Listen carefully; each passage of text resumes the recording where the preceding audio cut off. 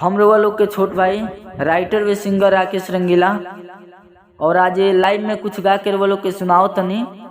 और अच्छा लगी तो भैया वीडियो को लाइक कमेंट शेयर और चैनल के सब्सक्राइब कर ना भूलब जा भैया। जितना जल्द हो उतना जल्द लेकर मोनेटाइज जो पहुंचा दीजिए चैनल के।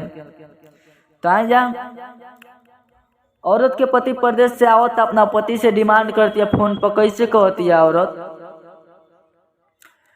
अरे आवतड़ कोई के नौकरिया, हरे आवतड़ कोई के नौकरिया, जाके कीनली हो तू बजरिया कुसुम रंग सड़िया राजा जी, ब्लाउज एगो करिया राजा जी, कुसुम रंग सड़िया राजा जी, ब्लाउज एगो करिया राजा जी।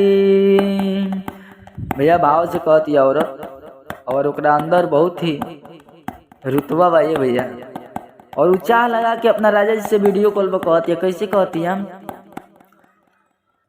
लाली रे पलंगिया प ए आव आव चढ़ी जाए, लाली रे पलंगिया प से जिया नसाइल, सड़िया सिलिक वाली पिन के झमकाइब, लाली रे पलंगिया प से जिया नसाइल, सड़िया सिलिक वाली पिन के झमकाइब। होई सितारा जरिया, अरे होई सितारा जरिया, जवन लागल अरिया अरिया कुसुम रंग सड़िया राजा जी, ब्लाउज एगो करिया।